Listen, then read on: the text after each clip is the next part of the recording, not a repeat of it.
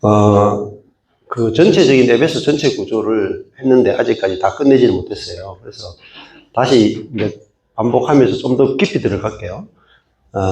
에베소서가 전체적으로 검정색으로 5개라 그랬죠? 네, 5개. 네, 여기서 A, 검정색으로 A 있고, 그리고 이제 B, 검정색으로 B가 쭉 가서 저 끝까지 갔죠? B. 여기까지가 검정색 제일 큰 대칭이 에베소서가 여기까지 와서 B가 맞췄어요. 그 다음 여기가 C. 예. 그리고 4장으로 보면은 다시 B죠. 4장 1절에. 네 번째죠. 네 번째. 4장 1절에 검정색으로 B가 되어 있어요. B. B가 굉장히 길어요. 검정색으로. 저 끝까지 갔다가 다시 여기까지 와서 여기까지 오면은 검정색으로 B가 끝나요. 그리고 마지막으로 검정색으로 A가 끝납니다. 그래서 5개예요. 에베소서는 크게 검정색으로 하면 5개예요. A, B, C, B, A. A, B, C, B, A. 그러면은 A와 A끼리 대칭을 이루고요. B와 B끼리 대칭을 이루고 중간에 C가 있어요. 그래서 A, A, B, B, C. 이렇게 이쪽과 이쪽이 대칭을 이루는 걸 이걸 키아점이라고 해요. 대칭 구조. 그래서 대칭 구조가 이제 사람의 인체를 보면 양쪽으로 대칭을 이루고 있다고 해서 그걸 키아점이라고 합니다. 자, 그래서 이 대칭 구조를 가지고 이제 보게 되면은 왜 저걸 봐야 되냐면은 여기 A에서 나오는 내용, 여기 A에서 나오는 내용 중에서 모르는 부분이 나와요. 성경 읽다 보면 여러분이 읽는데 이게 무슨 뜻인지 모르겠다 하면요, 어떻게 봐야 되냐면 여기 내용과 대조 이루는 게 여기에 나와요. 해석하는데 지금까지 교회 역사상 성경 해석할 때는 항상 어떻게 해석했냐면 이렇게 연결해서 이렇게 쭉 이렇게만 해석했죠. 문맥을 이렇게만 쭉 해석하다 보니까 난해 구절이 나와요. 성경에 난해 구절이 나와요. 난해 구절이 몇 개 나올 것 같아요? 해석하기 어려운 구절, 난해 구절. 굉장히 많습니다. 굉장히 많아요. 그래서 주석이나 이런 거 보시면 여러분이 성경 읽다가 이게 무슨 뜻인가 굉장히 어렵죠. 그래서 주석을 찾아봐. 그러면 더 난해해요. 왜? 이 구절에 대한 해석은 1번, 2번, 3번, 4번, 5번 5개가 있어. 그 중에 가장 가까운 해석이 이거 같습니다. 해석이 됐어. 해석이 됐는데 화장실에 가서 뒤를 봤는데 안 닦은 기분이야. 그런 경우가 태반이에요. 그러니까 주석이 진짜 아무 도움이 안 돼요. 왜 주석이 완벽하게 성경을 해석하지 못하냐면은 그냥 문맥 수준에서 겨우 해석하는 거예요. 근데 대칭을 알게 되면 좋은 게 뭐냐면은 지금까지 해석되지 않았던 그 부분이 해석되기 시작해요. 그래서 성경을 해석할 때 대칭을 통해 이렇게 문맥을 쭉 연결해서 해석하는 법도 있고 조금 전에 A와 A끼리 B는 B끼리 대칭을 통해서 해석하는 방법이 있고 그 다음 또 하나가요. 또 하나가 이 박스 있죠. 박스를 통해서 흐름을 잡아가면서 보는 것을 하게 되면 진짜 난해 구절들이 막 열려져요. 그래서 성경을 보는 재미가 너무너무 있고요. 제가 이제 성경을 이렇게 보다 보면 무슨 생각이 드냐면 이런 생각이 들 때가 있어요. 야, 이거는 기독교 2000년 역사상 이 본문을 이렇게 해석한 사람은 아무도 없을 건데 진짜 찾아보면요 아무도 없어. 그런 경우가 많아요. 왜 그러냐면은 성경을 해석하는 데 있어 가지고 이 문맥을 통해서 해석하는 게 있고 대칭을 통해서 해석하는 게 있고 그 다음에 크게 박스를 가지고 제목을 정해가면서 비교하면서 해석하는 게 있거든요. 이 3가지 정도 하고 그 다음 또 4번째 또 있어요. 이 구절이 있잖아요. 관주. 여기 보면은 연결되어 있는 성경 전체와 연결되어 있는 관주를 통해서 해석하는 방법이 있고 그 다음에 또 하나 더 하면은 원어. 원어를 찾아가지고 이 단어가 어디서 왔는지를 찾아서 하면은 해석이 안 되던 부분이 팍 뚫려요.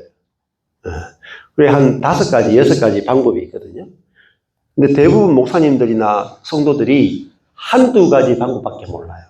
그러다 보니까 해석이 안 되는 부분이 있거든요. 그러면 해석이 안 되는 부분은 해석 안 하고 지나가셔도 되긴 되는데, 문제는 뭐냐면은 결정적인 부분에서는 해석이 안 되면 안 돼요. 진짜 중요한 부분에서는 반드시 해석이 돼야 내 인생의 문제가 풀어져요. 그게 굉장히 중요한 거죠. 자, 그래서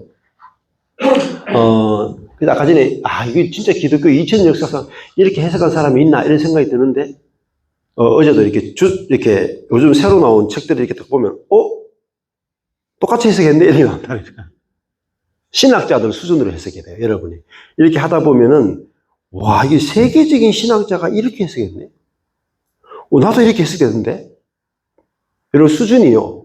그냥 목사님 수준도 아니고 신학교 교수님 수준도 아니고요.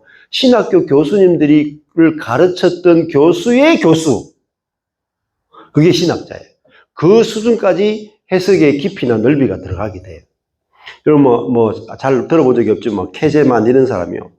세계적인 신학자예요. 신학을 이끌어가는 어마어마한 독일의 엄청난 그런 신학자인데, 그런 분이 해석하고 제가 하는 해석이 거의 일치해요. 저같이 무지랭이가 뭐 어떻게 알겠어요. 근데 이런 성경을 보는 방법과 또 성령께서 이걸 열어주기 시작하면요, 놀랍게 성경이 해석되고, 그 다음에 케제만이라는 신학자도 그 책에서 보면 그런 이야기 한다고요. 성경이 칭의론적 관점, 우리가 죄 용서받는 그런 구원의 관점에서만 성경을 해석하면 어떻게 되냐면 교회가 힘을 잃어버려요. 능력이 없어. 그리스도인들의 능력이 없어요. 그런데 이런 죄 용서의 관점을 넘어서서 하나님의 나라와 통치와 종말에 이루어진 묵시론적 관점에서 하나님의 나라가 이 땅에 임했다라고 하는 묵시론적 관점에서 성경이 열려지고 해석되면 어떤 일이 벌어지냐면 교회가 그 하나님의 능력이 풀어지는 장소가 돼요. 어마어마한 역사가 돼요. 개인에게도 마찬가지예요. 그 종말에 이루어지겠다고 했던 그 약속이 내 삶 가운데, 교회 가운데 하나님의 약속과 언약이 막 실제가 되고 풀어지는 역사가 일어난다고요. 그러니까 교회가 왜 하나님의 능력이 안 나타나는가? 교회 안에 왜 하나님의 지혜가 안 나타나는가 하면 성경 해석이 제한되어 있기 때문에. 근데 그 성경 해석을 풀어줄 사람이 없어. 그래서 여러분들이 누구를 믿고 따라갈 필요도 없고, 그러면은요 항상 제한돼요. 저도 신학자들 안 따라가요. 그리고 어떤 목사님 설교를 저는 어떤 목사님 설교 듣고 따라가는 거 하나도 없어요.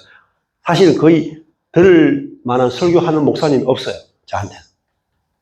그래서 유일하게 저의 스승은 누구냐? 성경이에요. 성령과 성경이. 여러분도 당연히 그렇게 되셔야 돼요. 그 정도로 말씀의 세계가 깊고 놀랍고 거기서 정말 능력이 풀어지는 거예요. 그래서 어제 희범미 형제 집에 있던 책 십자가 처형에 대한 그 책 안에 보면은 딱 그 이야기 한다고요. 예수님의 구원의 사건이 이게 그냥 어떻게 의라고 하는 단어나 또 구원이라고 하는 단어나 여러 가지 단어를 어떤 관점에서 해석하느냐에 따라서 교회에 하나님의 능력이 풀어지느냐 안 풀어지느냐가 결정이 된다. 기도에 의해서 결정되는 게 아니고 성경 해석에 의해서 결정돼요.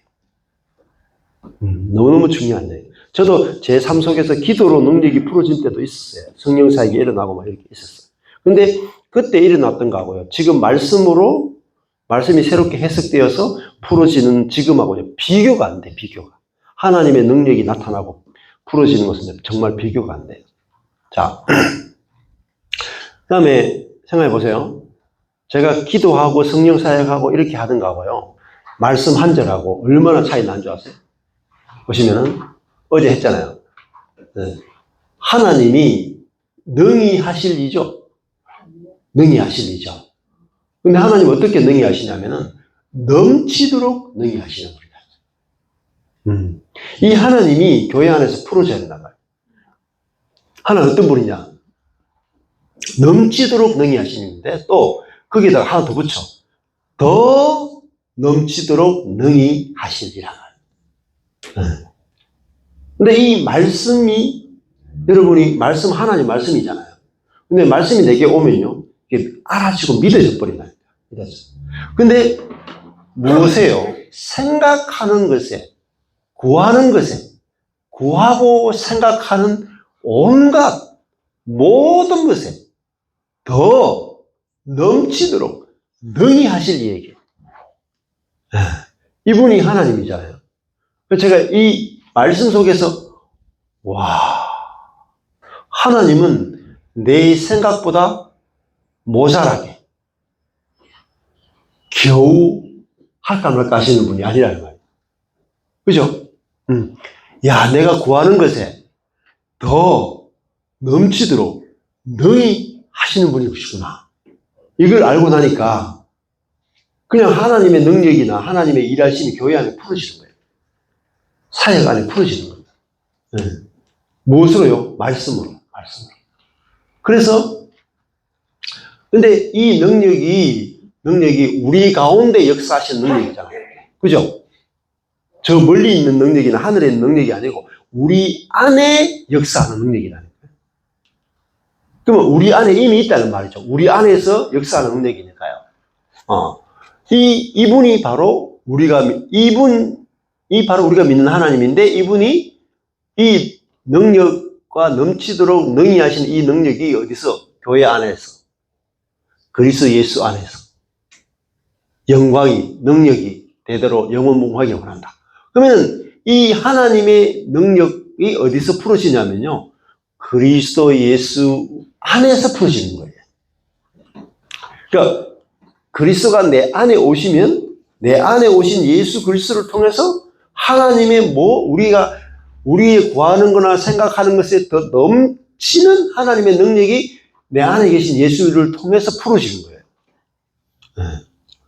그리고 교회 안에서 풀어지는 거예요. 교회 안에서. 그러니까 이게 두 가지 알아야 돼요. 내 안에 계신 예수 그리스도를 통해서 하나님의 능력이 풀어지고 교회를 통해서 하나님의 능력이 풀어지는 거예요. 이게 뭐죠? 여러분이 기도해서 알 수 있나요, 이거요? 여러분이 아무리 백날 기도해도 몰라요.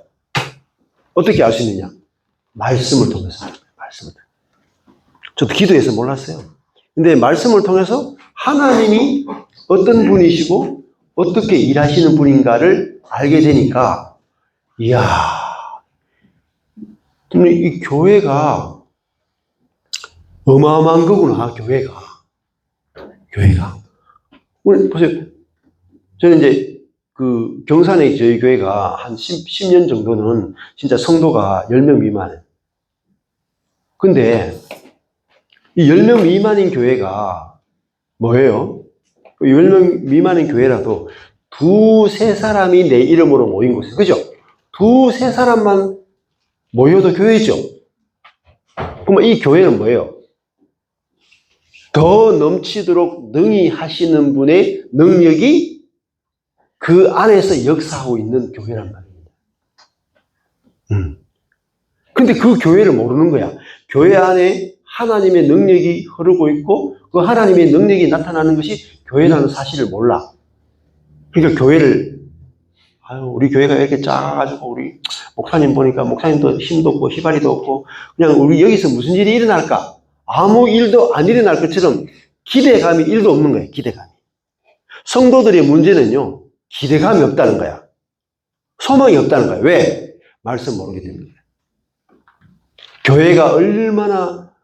교회는요. 사람이 만든 게 아니에요. 여러분. 군대에 사람이 만들었죠. 그 군대는 사람이 만들었기 때문에 군대는요. 사람의 능력만큼만 전쟁을 치를 수 있어요. 근데 교회는요. 하나님이 만드신 게 뭐냐면 교회예요. 예수 그리스도의 피로 성령을 통해서 만드신 것이 뭐냐? 하나님이 직접 만드신 유일한 기관이 뭐냐? 교회예요. 그러면 이 교회를 통해서는요, 하나님의 모든 약속이나 하나님이 그 교회 안에 거하시고, 그리고 교회를 통해서 하나님의 모든 능력이 나타나고 역사하는 곳이 교회라고. 하나님을 경험하려면요, 여러분 교회를 하셔야 돼요. 그래서 제가 쥐꼬리 많은 교회 있잖아요. 경산에 10명도 모일까 말까 하는 교회인데요, 제 눈에는 뭐로 보이냐면요, 하나님의 전능하신 능력이 풀어지는 교회라고 보입니다. 그러니까요, 부러운 게 없어. 왜? 세상에서 가장 강력한 게 뭔지 아세요? 두세 사람이 예수 이름으로 모이는 교회. 이게 뭔지 아세요? 비밀이야, 비밀. 알려주면 안 돼요, 우리끼리. 비밀이라니까요. 성경에 기록되어 있어도 몰라. 저 모르니까 모른다는 사실을 모르죠. 그게 비밀이라니까요. 네? 모르니까 이게 비밀이죠. 그리스도의 비밀이죠. 여러분, 그리스도는요, 아는 것 같지만 다 비밀이야. 목사도 몰라. 그리스도인들 몰라. 아는 것 같지, 예수를 아는 것 같지만 모른다니까. 그리스도의 비밀을 내가 깨달았다. 그죠? 그리스도만 비밀이에요? 그리스도의 비밀이 있고 또 뭐가 있어요? 비밀이. 어제 했을 텐데. 비밀. 여기 있죠? 네. 이렇게 펴놓고 성경을 보는 이유가 좋은 게 뭐냐면은, 제가 전혀 준비 안 하고 왔잖아요. 안 하고 왔는데, 이렇게 보다 보면 눈에 다 보여요. 그러니까 제가 지금 에베소서를 작년에 1년 내내 했는데도 지금 여기 와서 하면요, 안 보이던 게 보여요. 그러니까 안 했던 강의가 또 나오는 거예요. 또 새롭게 나오는 거예요. 보이는 걸 하기 때문에. 그래서 여기 보면은 비밀이잖아요. 비밀. 계시로 내게 비밀을 알게 하신 것은 그리스도의 비밀을 내가 깨달았다. 여기는 그리스도의 비밀이죠. 여기는 그 비밀이 두 개죠. 이 비밀이 크다 했죠. 이 비밀은. 이거는 그리스도와 교회에 대해서 말한다. 그리스도와 교회의 관계가 비밀이다 말. 감추어진 거예요. 엄청나게. 그리스도와 교회. 그 그리스도와 교회가 뭐죠? 아내와 남편. 아내와 남편이 그리스도고 아내가 교회죠. 그러니까 남편과 아내의 관계가 그리스도와 교회의 관계의 비밀이다 말이에요. 비밀. 그러면 교회는 뭐죠? 그리스도의 신부란 말이에요. 신부. 여기서는 그리스도의 신부로서의 교회에 대해서 이야기했잖아요. 그러면 저기는 뭐였어요? 그리스도의 몸인 교회에 대해서 앞에 여기 이야기했잖아요. 그리스도의 몸. 교회 있잖아요. 1장 23절에. 교회는 그리스도의 몸이다. 저기는 교회가 그리스도의 신부다. 엄청 중요한 거예요. 엄청 중요한 거. 보세요. 교회가 그리스도의 몸이죠. 교회가. 그러면은 교회가 그리스도의 몸이라 하는 것은 뭐죠? 그리스도와 교회는 같은 거예요. 머리 대신 그리스도와 몸인 교회는 같은 거라. 붙어 있단 말입니다. 그러면은 머리 대신 그리스도를 경험하려면 뭘 경험해야 돼요? 교회를 경험해야 돼요. 맞죠? 머리가 여러분 보여요, 그리스도가? 머리 대신 그리스도 안 보이죠? 머리 대신 그리스도는 몸인 교회를 통해서 자기를 나타내신다. 그러면 진짜 여러분이 그리스도를 생생하게 만지고 맛보고 경험하고 넘치도록 경험하는, 이게 충만이에요, 충만. 그죠? 교회가 뭐예요? 그리스도의 충만이라니까요. 맞죠? 교회가 그리스도의 충만이에요. 그러면 그리스도를 충만하게 경험하는 것은 교회를 통해서 경험해요. 어마어마하게 중요한 이야기예요. 여러분이 기도해서 그리스도를 충만하게 경험 못해요. 예배에서 그리스도를 충만하게 경험 못해요. 어디세요? 교회예요. 근데 이 교회를 아무도 이야기 안 해줘. 왜? 말씀을 안 보니까. 모르니까. 그래서요, 제가 영적인 갈증이나 번아웃이나 이런 것들 왔었거든요. 15년 전에. 근데요, 성령 충만, 하나님 충만, 그리스도 충만은 바로 몸된 교회를 통해서 경험하는 거구나. 만질 수 있구나. 생생하게 그걸 알게 된 거예요. 그러고 나서요, 그때부터 교회에 대해서 이야기하기 시작했어요. 그리고 저에게 10명도 안 되는 교회 성도들하고요. 성도들과의 관계 안에서 머리 대신 그리스도를 만지기 시작했어요. 지체와의 관계 안에서 그리스도가 일하시는 걸 보기 시작하고 형제자매들과 연합되기 시작하고 교제하기 시작하니까요. 형제자매들과의 관계 안에서 그리스도가 어떻게 일하시는지를 보게 되고 만지게 되고 경험하게 되니까요. 진짜 영적으로요. 따로 기도할 필요가 없어요. 너무나 충만해요. 충만이라 하는 게 뭐예요? 부족함이 없다는 거예요. 부족함. 엄청난 비밀이에요. 교회의 비밀. 예. 그러니까 머리 대신 그리스도는 눈에 보이지 않지만 몸인 교회는 보이는 그리스도예요. 근데 교회를 통해서 머리 대신 그리스도를 경험해야 되는데 우리 자꾸 기도로만 경험하려고 해요. 기도로. 한계가 있어요, 여러분. 근데 교회가 뭐죠? 옆에 있는 형제자매가 교회죠. 맞잖아요. 지체. 옆에 있는 형제자매가 지체고 옆에 있는 형제자매가 그리스도의 손이고 그리스도의 발이고 그리스도의 표현체예요. 근데 왜 옆에 있는 사람을 통해서 그리스도를 경험 못하느냐? 내가 죽었다를 모르는 거예요. 내가 죽었고 내가 내 안에 그리스도가 사는 그리스도의 표현체라는 사실을 모르기 때문에 전부 다 뭐죠? 자신을 표현하지 자기 안에 계신 그리스도를 표현하는 것에 대해서 알지도 못하고 체험하지도 못하고 누리지도 못하는 거예요. 그러니까 그리스도를 상상하는 거예요. 느끼는 거예요. 감정으로. 십자가 달려가지고 못 박혀가 죽으신 예수님의 그 얼마나 아프실까 찬양하면서 막 느끼려고 하는 거예요. 그리고 감정이에요. 힐송처치. 막 힐송하는 힐송. 앰프 막 터지게 나가도록 막 엄청나게 비싼 돈을 들여가지고 막 조명 뭐 해가지고 막 우리는 이게 얼마짜리인지 모르겠지만 하면 삑삑 소리 나고 이렇잖아요. 힐송 처치에서 느끼는 하나님의 임재는요 싸구려예요, 싸구려. 감정 터치예요. 허상이야, 허상. 진짜 실상이 뭔지 아세요? 내 존재예요, 내 존재. 내 존재가 하나님을 느끼는요, 이 기관이 몸이라니까. 내가 그리스도의 몸이라니까. 그러니까 나를 통해서 머리 대신 그리스도를 느끼지 못하면 여러분 영적인 굶주림이 끝이 안 나요. 내 존재를 통해서 머리 대신 그리스도가 몸인 나를 통해서 나타나고 그리스도의 성품이나 저기 4장 2절에 보면 그리스도의 모든 겸손 나오죠. 온유, 오래 참음, 사랑, 하나 되게 하신 거. 저것을 내 존재 안에서 경험할 때 그때 내 배에서 생수가 나와요. 목마름이 없어요, 목마름. 영적으로 목마름이 없어요. 네. 그게 뭐죠? 충만해, 충만. 네. 그래서 교회는 뭐예요? 한마디로 하면은, 여기 보세요. 교회는 주어죠, 교회는. 교회는 첫 번째 문장에서, 교회는 몸이다. 두 번째, 교회는 충만이다. 그죠? 네. 이게 정확한 표현이죠. 교회는 몸이고, 그리스도의 몸이고, 교회는 그리스도의 충만이다.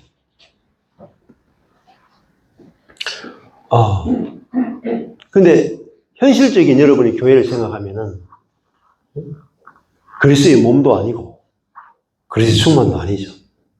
교회에서 그리스도를 충만하게 만질 수가 없어요.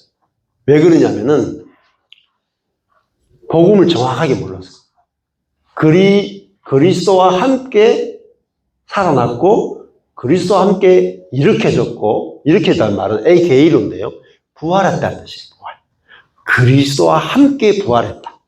그리고 그리스도 예수 안에서 함께 하늘에 앉아 있다. 네. 하늘이 하나님이 계신 곳이고 하나님이 다스리는 곳이고, 그죠? 이 하늘에 앉아 있다는 말은 안식하고 있다, 통치하고 있다. 두 가지 의미가 있어요. 안식과 통치. 안식과 통치. 이게 승천이에요, 승천. 이 그리스도와 함께를 모르면은 내게서요, 그리스도가 안 나타나요. 그래서 내게서 영적인 어떤 신비적인 체험이나 영적인 어떤 그런 것들이 중요한 게 아니고 내게서 머리 대신 그리스도가 몸인 나를 통해서 나타날 때 형제 자매가 연합을 하게 되고 형제 자매 통해서 그리스도를 맛보고 만지고 경험하고 누리게 돼요. 그리고요, 예를 들어 볼까요? 내가 그리스도의 손이에요, 손. 그리스도의 손이야. 근데 집에 이렇게 앉아 계시면 손 씻을 일이 별로 많이 없죠. 손이 일이 없죠. 그러면 손이 내가 움직일 일이 없는데 이놈의 다리가 자꾸 집 밖으로 나가네? 나가더니 또 막 더러운데 다니네? 예, 그리고 머리가 자꾸 뭔가 일을 하기 원해. 그러면 손이 가만히 있다가 자꾸 이제 뭐 설거지도 하고, 뭐 빨래도 하고, 화장실 청소도 하고, 자꾸 하다 보면 또 손이 더러워지잖아요. 움직인단 말입니다. 예. 그리고 이 손이 또 발이 더러워졌으니까 발을 막 씻어줘. 그러면 이 발이, 손이 발을 씻는 게 뭐냐면은 발이 손을 통해서 나타나시는 그리스도의 섬김을 발이 받는 거라고 해요. 그러니까 내가 그 복음이 선명하지 않아가지고 혼돈 속에 있을 때 옆에 있는 형제가 그리스도의 입이 돼가지고 내게 복음을 들려줄 때 나는 옆에 있는 형제를 통해서 형제 안에 계신 그리스도를 경험하는 거죠. 입이신 그리스도를 경험하는 거예요. 또 내가 막 진짜 힘들 때 너무너무 힘들어가지고 막 힘든 이야기를 막 해요. 근데 옆에 있는 형제가 그리스도의 귀가 돼가지고 탁 들어주는 거예요. 들어주면 자기 힘든 것을 이야기하는 이 사람은 옆에 있는 형제를 통해서 그리스도의 경청, 그리스도의 그 귀를 경험하는 거예요. 그러면은 예를 들어가지고 저도 있잖아요. 저희 오래 참음 있잖아요. 4장 2절에 저 빨간색 오래 참음이잖아요. 4장 2절에 그러면은 제가 혼자 있으면 별로 그렇게 오래 참을 일이 별로 많이 없어요. 근데 저에게 이제 지체들이 와가지고 또 주변 사람들이 와서 저희 교회 지체들이 진짜 온전한 지체들이거든요. 온전해요. 부족함이 없어. 고칠 게 없어. 그러니까 안 고치고 살아요. 그래서 뭐 예배 시간에 늦게 오는 것도 일상이고 안 오는 것도 일상이고 와서 잠자는 것도 일상이고 헌금 안 하는 것도 자유고 모든 자유를 다 누려요. 저희 교회는. 아마 우주에서 저희 교회 같은 교회가 없을 거예요. 그러면은 그 형제 자매들은 교회에 와서 예배 시간 뒤에 와서 잠도 자고요. 뭐 심지어 여러분 몇 년 전에 여러분 들어보시면 가관일 거예요. 애들이 막 뛰어다녀. 설교와 소음이 같이 공존해. 그래도 아무도 안 말려. 그런 것을 통해서 있잖아요. 형제 자매들이 막 늦게 오고 뭐 과외 관심도 없고 막 그러되어 있잖아요. 그럴수록 제 속에서 뭐가 나오냐면 그리스도의 오래 참으십니다. 그러니까 그 형제 자매들이 아니고는 내 속에서 오래 참음이라고 하는 그리스도의 성품을 나오게 할 수 있는 존재가 없어. 그래서 온전해. 근데 그러면 그 형제 자매들을 통해서 제 속에서 그리스도의 온전한 오래 참으심이 나올 때 여러분이 누가 더 행복할 것 같아요? 예배 시간 늦게 와도 되고 안 들어도 되고 자도 되고 그 형제도 행복하지만 그 형제 자매들을 통해서 제 속에서 그 형제 자매들을 받아내는 그리스도의 오래 참으심이 내게서 나올 때 그게 내가 내 존재를 통해서 오래 참으시는 그리스도를 경험하는 거예요. 그럼 누가 제일 기쁘냐? 제가 제일 기뻐요. 형제 자매들이 교회에 늦게 오는데 제가 기쁜 거예요. 왜? 그 형제들은 늦게 오는 자유를 누리지만요. 저는 제 안에 계신 오래 참으시는 그리스도의 생명을 경험하는 거예요. 여기 저주가 있어요, 없어요? 둘 다 저주가 없어요. 둘 다 복이라. 늦게 와도 복이고, 그죠? 그래, 목회가 안 돼도 복이라. 왜? 진짜 복은 뭐냐면은 내 속에서 그리스도의 생명과 그리스도의 성품이 내게서 나오는 게 복이죠. 그게 뭐냐? 그게 교회가 충만이다. 교회가 충만. 그러니까요, 저 자신을 이렇게 봤을 때도 제가 보기에 제가 좀 신기할 때가 있어요. 왜? 나올 수 없는 게 나오거든요. 저의 천연적인 것에서는 절대 나올 수 없는 그리스도에게서만 나올 수 있는 오래 참으심. 그리스도에게서만 나올 수 있는 겸손이 나올 때가 있다. 항상 나온다는 건 아니에요. 필요할 때 나온다, 필요할 때. 근데 그전에는요, 한 번도 안 나왔거든. 근데 내 안에 그리스도가 사는구나를 알고 난 이후부터는요, 진짜 필요한 상황이나 필요한 사람을 만났을 때 내게서 절대 만들어내지도 않고 노력하지도 않았는데 저절로 그리스도의 모든 것이 그 지체를, 나를 살리고 그 지체를 살리기 위해서 그리스도의 몸된 교회를 건축하기 위해서 내 속에서 그리스도의 생명과 성분이 나오는 거예요. 그것이 신약 시대에 그리스도를 경험하는 거예요. 그러면 그 그리스도는 뭐예요?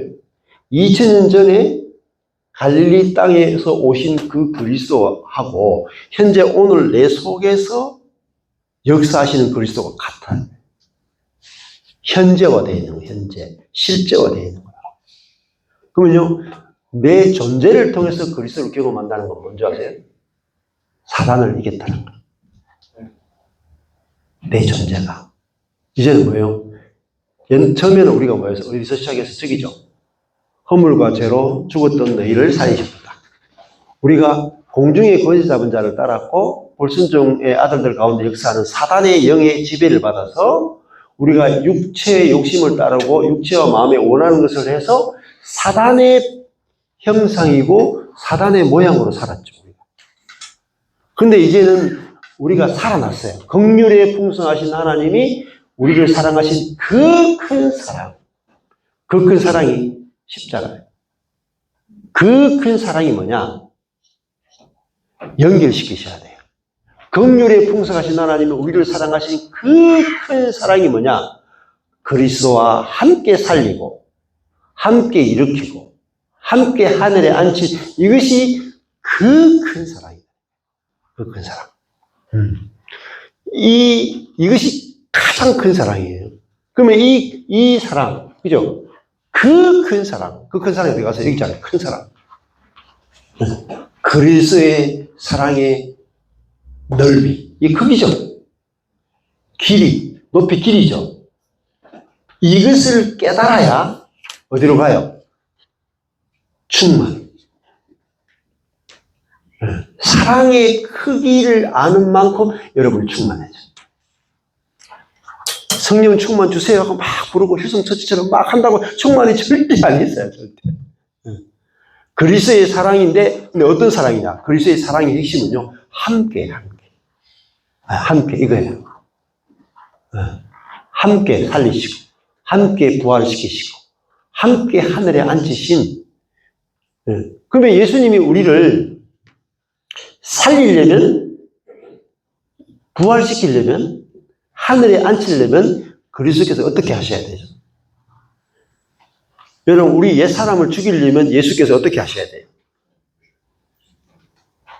자신이 죽어야 되죠?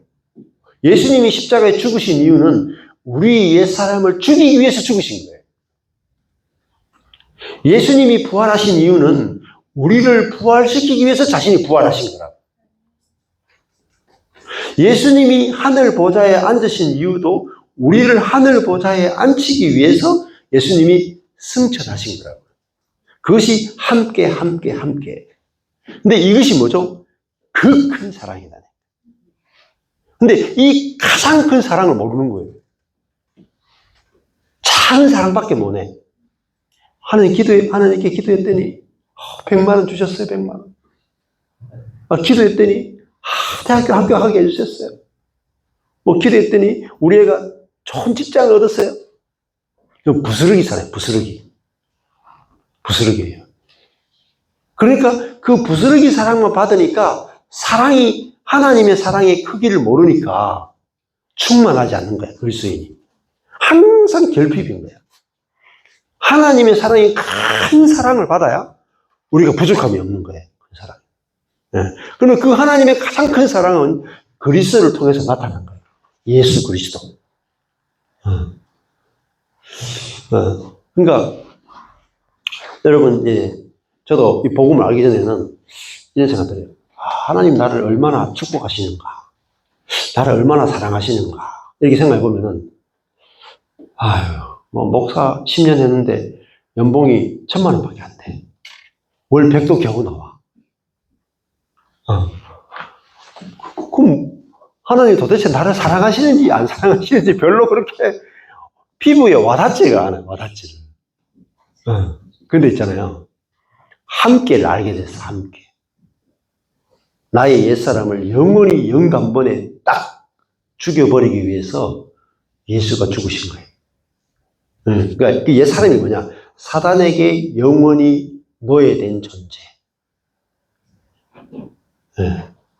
이 사단의 노예가 돼가지고 공중의 권세 잡은 자의 지배 아래서 사단이 원하는 대로 끌려다니면서 죄를 짓고 살 수밖에 없는 그 존재를 죽여버리고 이제는 그리스도와 함께 부활시켜서 하나님이 통치하시는, 하나님의 노예가 되어서 하나님이 끌고 다니는 대로 끌려다닐 수 있는, 그래서 하나님의 모든 부요하심에 참여하는 새로운 피조물로 만들기 위해서는 그분이 반드시 죽어야 되고 반드시 부활해야 되는 거예요.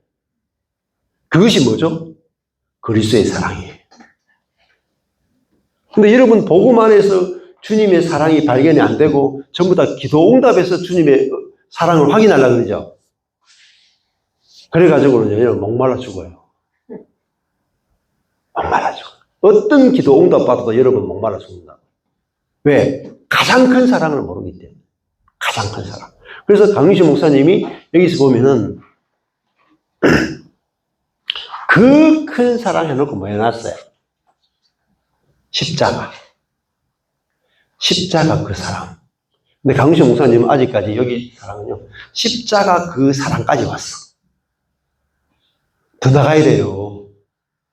십자가 사랑이 우리의 죄를 위해서 죽으셨다 정도가 아니고 옛사람을 죽였다까지 가야 되고 새로운 피조물로 부활시켰다가 가야 되고 하늘에 앉혀졌다까지 가야 돼요.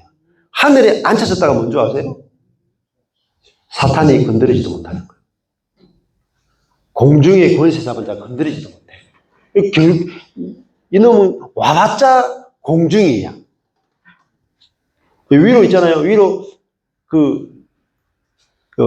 전투기가 지나가는데 사단이 우리를 보고 새총 가지고 쏘는 거예요. 새총 가지고. 새총 가지고 아무리 쏴봤자 공중에 전투기 못 잡잖아요. 그렇죠? 그러니까 우리가 어디에 있느냐? 하늘에 앉힌 바에 있는 거예요. 사단은 우리 발 밑에 있는 거예요. 발 밑에. 네. 그러면 교회가 뭐죠? 만물 위에 있죠. 만물 위에. 만물 위에 있죠. 그죠? 모든 사단도 피조물이죠. 그죠? 여러분, 천사도 피조물이에요. 사단도 피조물이야. 그럼 교회는 어디에 있어요? 만물 위에 있다. 만물 위에. 여러분, 교회 어마무시한 거예요. 여러분, 군대도 있잖아요. 미국의 군대, 천조국이라고, 1년에 1,000조를 쓰는 국방력을 가진 미국 군대 있죠. 만물이에요. 교회 발 안에 있다. 여러분이 교회라니까요. 여러분이 그리스도의 몸이다니까. 이거는 뭐죠? 말씀이 아니고 여러분 절대 안 열려요. 아무리 기도해보세요. 안 열린다니까. 말씀으로만 열리는 거예요. 말씀으로만. 복음의 능력은. 말씀이 열리는 것이 뭐죠? 능력이 해방되는 거예요. 능력이. 충만히 풀어지는 거라고요. 그것이 뭐죠? 아는 거예요. 아는 거. 아는 게 제일 중요해요. 아는 거. 그래서 기도는 뭐죠? 알게 해주세요. 알게. 여기도 보시면은 에베소서에서 가장 중요한 게 이 5개, 검정색 5개 중에 제일 중요한 게 뭐죠? 그게. 여기 보면은 이거 아는 거잖아요. 아는 거. 우리 가운데 역사하시는 능력대로 우리의 온갖 바람을 생각할 때 더 넘치도록 능히 하실 이에게, 예. 그러니까 하나님이 어떤 분이고 우리에게 어떻게 하시는 분인지를 알아야 돼요. 여기도 보면 보세요. 지식에 넘치는 그리스도의 사랑을 뭐라 그랬어요? 알아. 알아. 알아가 곧 깨달아예요. 알아. 그럼 우리가 왜 충만한 삶을 못 사느냐면 몰라서. 뭘 몰라서? 십자가의 사랑을 몰라. 죽음과 부활과 승천에 참여시키시는 그리스도의 사랑의 넓이, 깊이, 높이, 깊이를 모르니까 충만까지 못 가는 거예요. 충만까지 못 가. 알면요, 여러분 충만까지 가, 충만. 삶이요, 하나님의 그 사랑에 충만히 여러분의 삶을 다 풀었어요. 다 풀었어요. 그래서 이게 제일 중요한 게 알아요, 알아. 알아. 알아. 그 다음에 여기 제일 중요한 게 깨달아. 깨달아. 왜요? 여기 알게 하시고 하죠? 알게 하시는 것 같다. 여기도 보시면은 기도하잖아요, 기도. 기도할 때 가장 중요한 게 깨달아 알아요. 그러니까 성도들의 문제는 모른다는 게 문제예요. 사단의 전략은 뭐죠? 모르게 하는 거예요. 그럼 우리의 전략은 뭐예요? 알게 하는 거예요. 저는요, 사역이 딴 거 없어요, 그냥. 알게 하는 거. 하나님의 사랑이 무엇인지 알게 하는 거. 그럼 사람들이 막 살아나요. 왜냐면 저 자신이 살아났기 때문에 그래요. 절망 가운데 살아났기 때문에. 하나님의 사랑을 알게 되니까 살아나는 거예요. 여기 보세요. 기도가 17절이죠. 여기 보면은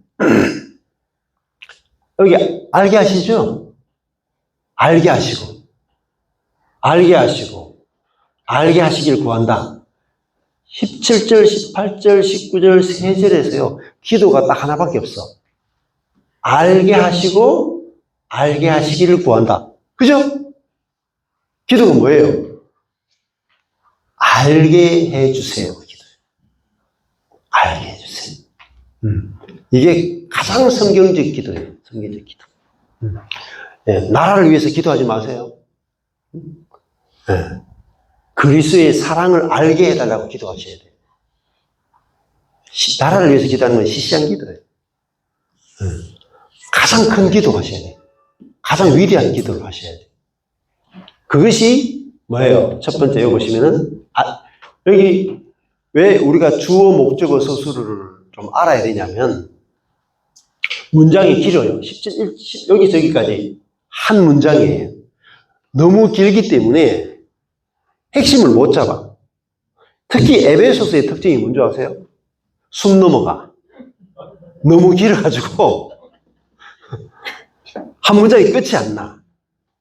그래가지고요, 헤매. 무슨 말 하는지 모르겠어, 헤매. 그렇기 때문에 에베소 같은 성경을 위해서는요, 주어 목적어 서술을 정확하지 않으면 핵심을 못 들어요. 보시면은,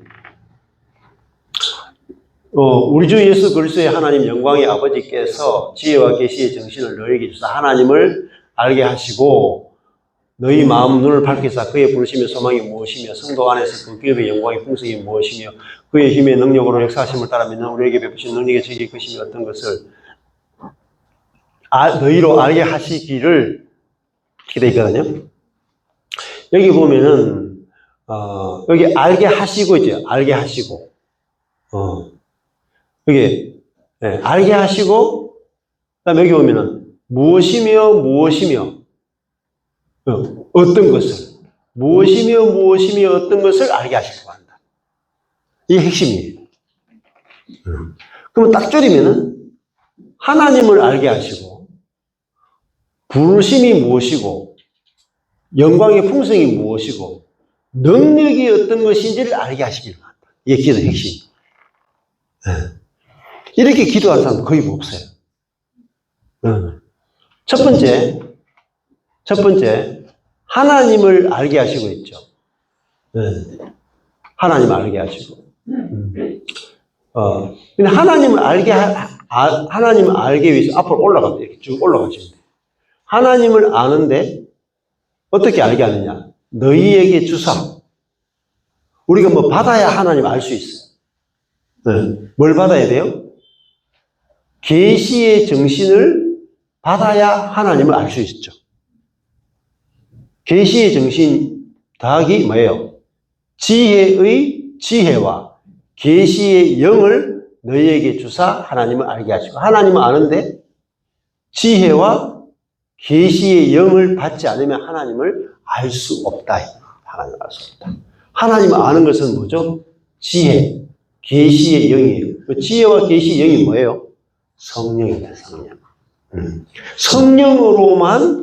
성령으로만 하나님을 알 수 있어요. 이게 지식으로 아는 개념이 아니에요. 근데 이런 부분들이 쉬운 것 같지만 어떻게 보면 또 되게 어려워요.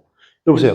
지혜와 계시의 영을 너에게 주사 하나님을 알게 하시고. 무슨 뜻입니까? 물으면 대답하기 굉장히 곤란하다니까요. 근데 성령을 지혜의 영이고 계시의 영이다. 지혜는 하나님을 아는 거죠. 하나님 아는 게 지혜죠. 계시는 열어 보여준다. 하나님에 대해서 열어 보여주는. 그 영을 주사 하나님을 알게 하신다.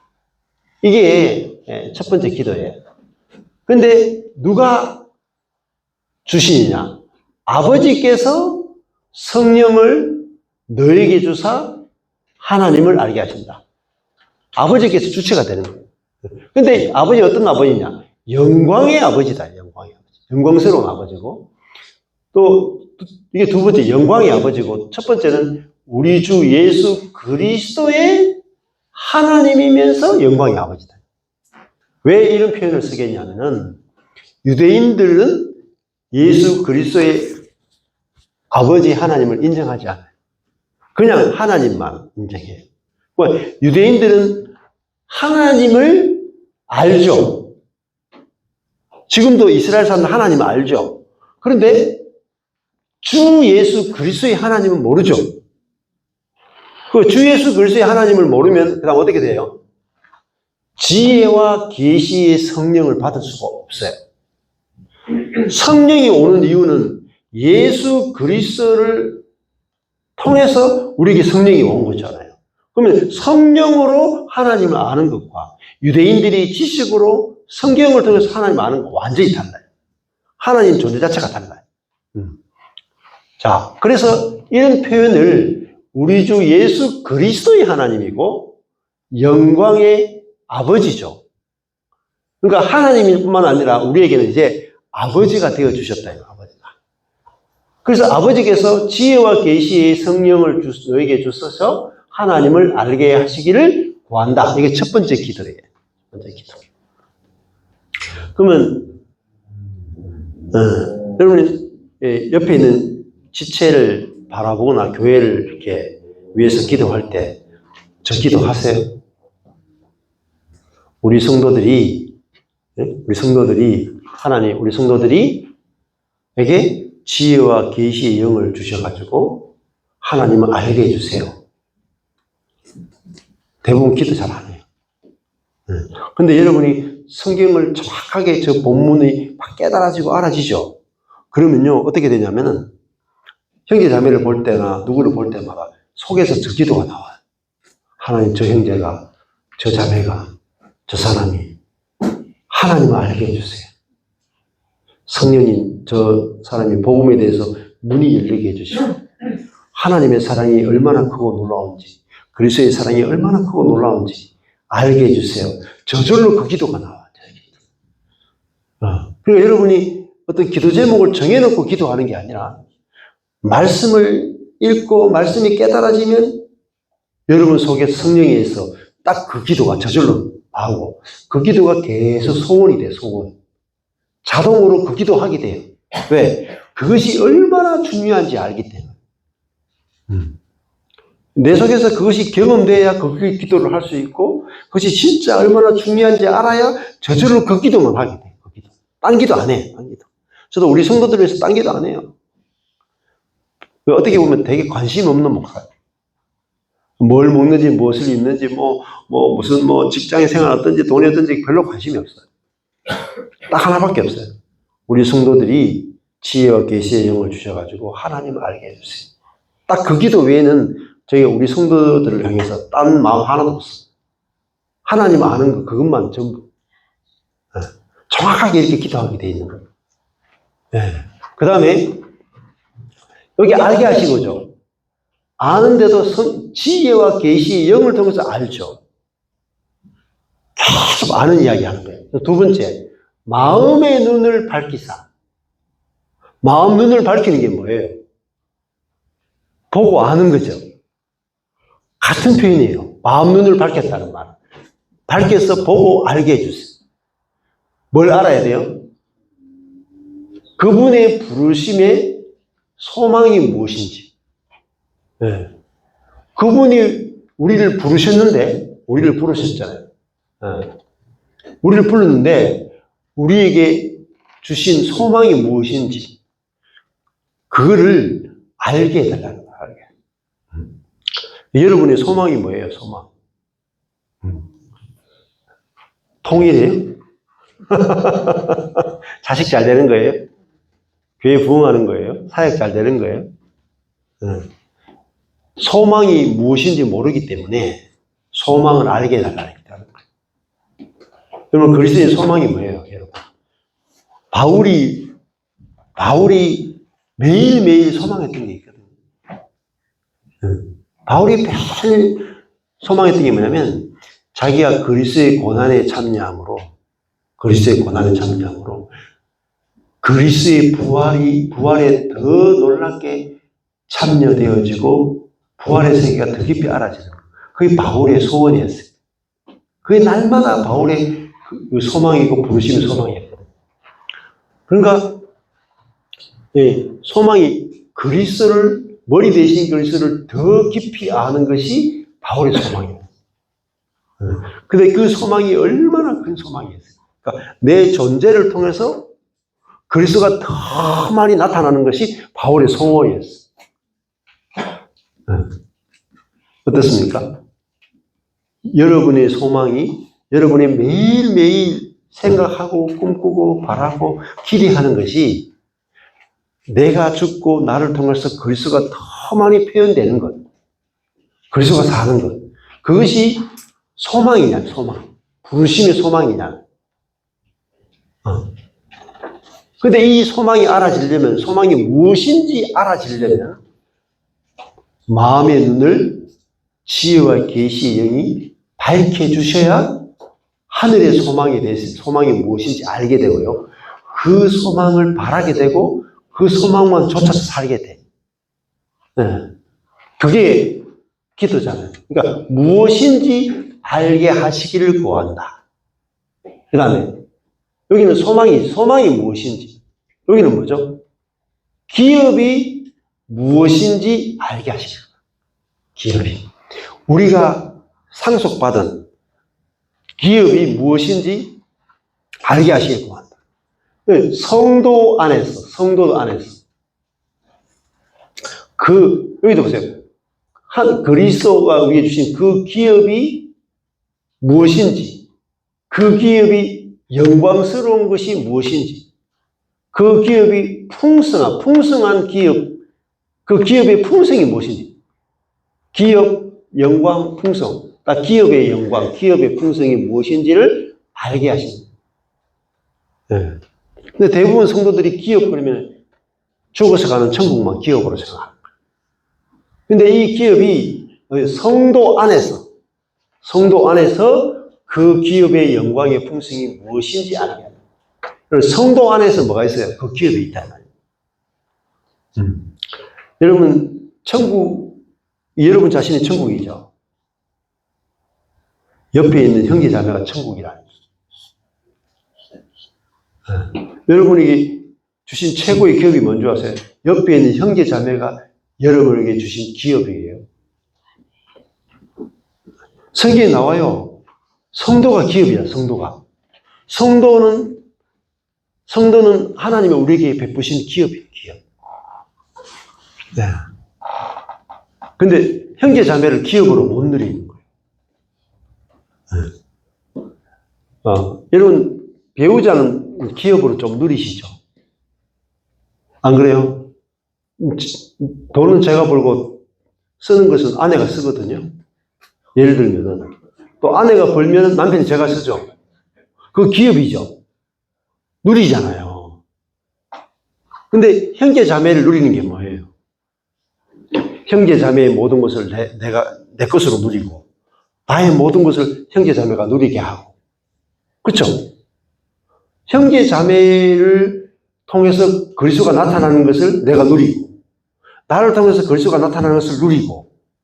그러면 우리가 받은 최고의 기업이 뭐냐면 하나님이 우리에게 주신 기업의 최고는 옆에 있는 형제예요. 형제가 나의 기업이야. 사도 바울이 뭔지 아세요?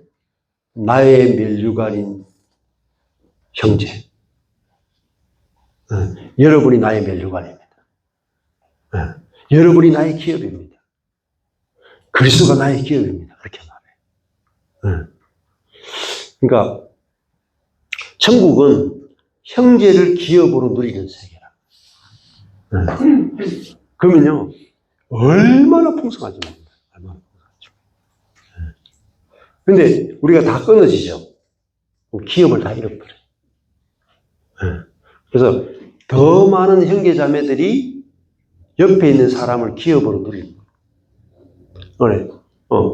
우리 뭐 예를 들면 이정희 형제를 보고만 해서 이렇게 만나면 이정희 형제가 갖고 있는 모든 것을 제가 누리는 거예요.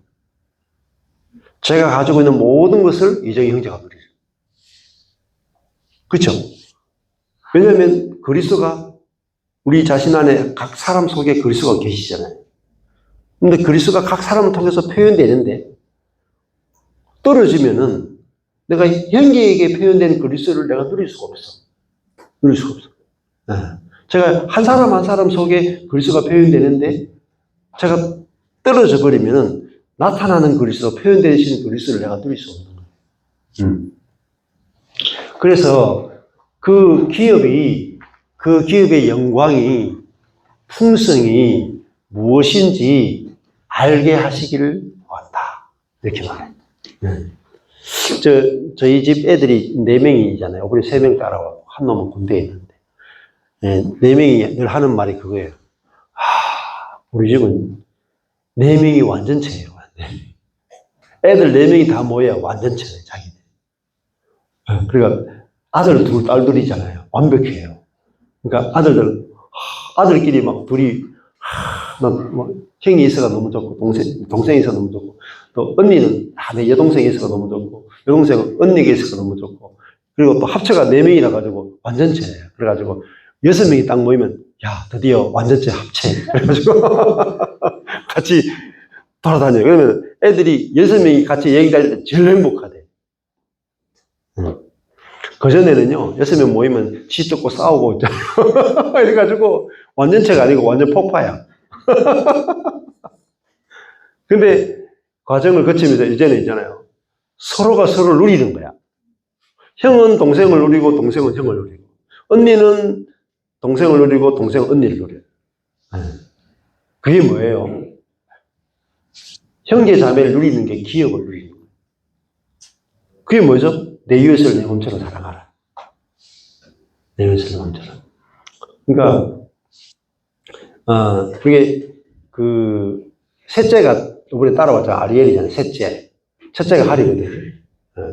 근데 둘이, 첫째가 고등학교 때 기숙사 생활하고 얘하고 떨어져 있었거든요. 그래가지고 깊이 사귈 기회가 없었어. 같이 딸이지만 나이 차이도 꽤 나고 이러니까. 근데 이제 첫째 딸이 재수를 했거든요. 재수를 해가지고 이제 이제 구미에 기숙사 있다가 재수를 해가지고 경산에 내려와서 같이 1년 살았어. 근데 방이 하나가 이렇게, 우리 집 방이 3개인데 한 개는 제 서재를 쓰고 이렇게 아내하고 자기 쓰고 애들이 있으니까 방이 부족하잖아요. 그러니까 재수하면서 언니하고 동생하고 둘이 같은 방에 잤어요. 근데 언니가 동생하고 같이 자는데 언니가 동생 보면서 뽀뽀를 해, 뽀뽀를. 근데 뽀뽀 한 번 해주면 안 돼? 그래서 언니가 동생한테 막 볼에다가 막 뽀뽀하고 막 동생 어떻게 귀여운지 몰라. 막 너무 귀여워가지고 막 보니까 처음에는 막 이래 했는데요. 애가 점점 동화가 되는 거야. 동화가 되더니 1년 지나고 나니까 막 언니의 사랑을 너무 많이 받으니까 자기가 막 언니를 너무 좋아해.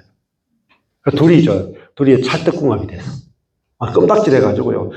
동생도 언니를 너무 좋아하고 언니도 동생 좋아하고 이러니까 둘이가 뭐죠? 서로가 뭐예요? 기업이야, 기업. 영광의 기업이야. 부부도 안 그래요? 상대방 배우자가 내 기업이잖아요. 잃고 나니까 너무 힘드시죠? 있을 때 잘 아세요, 있을 때. 그러니까, 영광의 기업이다, 영광의 기업. 자녀도 마찬가지죠. 자녀도 나의 영광의 기업이잖아요. 네. 그뿐만 아니라 옆에 있는 형제 자매들이 영광의 기업이에요. 가족만 있는 사람은요, 가족을 잃고 나면요, 부족해요. 행복해요. 여러분, 가족이 많을수록 어때요? 좋아요. 근데 뒤따 싸워서 하면은 아예 없는 게 좋지만은 관계가 좋으면요, 숫자가 많을수록 넘쳐. 그러니까 저희도 관계가 이렇게 애들끼리 관계가 좋아졌으니까 지금 4명이 있으면요, 뭐라고 말하냐면은 2명이 있자, 2명이 위에 2놈만 딱 있고 밑에 2놈이 없어. 그러면은 엄마 아빠 뭔가 허전해. 왜 이렇게 집이 텅 빈 것 같지? 자기 둘이 있는데도 불구하고 남의 집은 1명도 없어가 막 그런데 우리 2명 있어도 허전하대. 3명이 있어도 뭔가 빈 것 같아. 4명 딱 오잖아요. 야, 이제 정말 충만하구나 이렇게. 여러분, 형제 자매가요, 진짜 여러분의 생명을 나누고 여러분의 전 인생을 함께 나누고 함께 복음을 나누고 한 마음이고 한 생명이고 한 뜻으로 모든 것을 다 내어놓을 수 있는 그게 예루살렘 교회였어요. 그러니까 형제를 천국으로, 형제를 기업으로, 형제를 그리스도의 표현체로 내가 누리지 못하면 여러분 인생 잘못 산 거예요. 도둑 맞은 거예요. 썩은 거예요. 네. 하나님이 주신 기업의 영광의 풍성이 무엇인지를 놓친 거예요. 저는 이걸 발견하고 있잖아요. 가는 곳마다 그냥 복음만 전하는 게 아니에요. 가는 곳마다 형제자매를 얻기 위해서 가는 거예요. 노력하는 건 아니에요.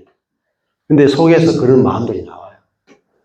그래서 제가 15년 동안 복음을 전하면서 시간이 지나면 지날수록 정말 생명의 교제를 나누는 지체들이 점점 늘어난 거예요. 사방에. 그러니까요. 요즘 좀 외로울 틈이 없어요. 그전에는요, 찬바람이 쌩쌩 불고 막 외로웠거든요. 망해가지고. 근데 시간이 지나면서 진짜 사람들이 점점 많아지는 거예요. 막, 온 데서 다 찾아오고 만나자 그러고, 오라 그러고, 요즘은 막 쉴 틈이 없어. 그만큼 많은 사역을 많이 한다는 게 아니고, 많은 형제자매를 얻었다는 거예요. 근데 세상에서 가장 어려운 게 뭐냐? 형제자매를 얻는 거예요. 돈을 얻는 것은 쉬워요. 조금만 해보시면 돈을 얻을 수 있다. 근데 형제 자매를 얻는 것은요, 죽고 부활하지 않고는 얻을 수가 없어요. 한 명도 못 얻어요. 마누라 얻으려고 하다 죽을 뻔했어요. 네. 죽고 부활하는 것이 없이는요, 마누라도 못 얻어요. 같이 살을 붙이고 같이 살아도 진짜 하나구나. 이게 안 돼. 네. 요즘은요, 저 아내가 내 거고 내가 아내 거구나. 이게 좀 느껴져요. 그래서 편해요, 요즘. 내가. 그게 상대방을 누리는 거잖아요. 네. 형제 자매를 누리는 데까지 가셔야 돼요.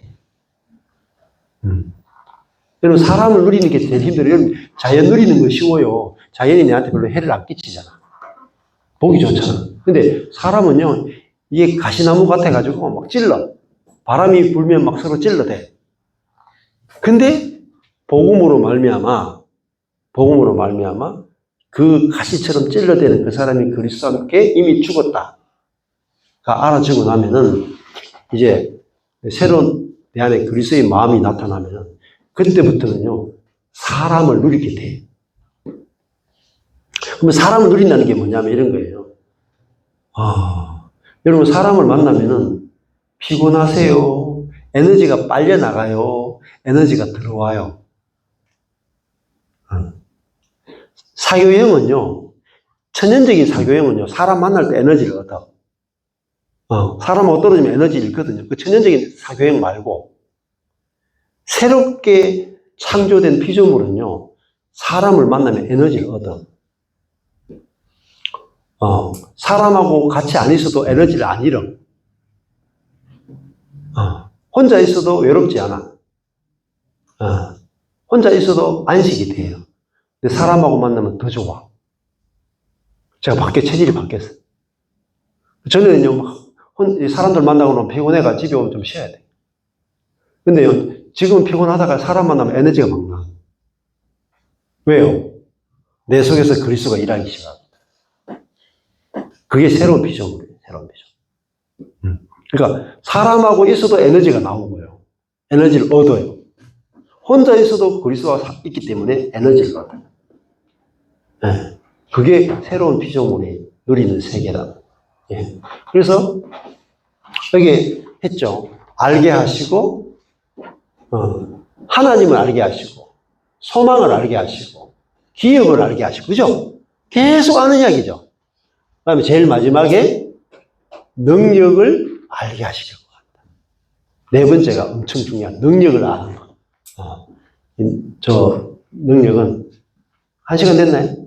네, 조금만 쉬었다가 능력에 대해서 하겠습니다.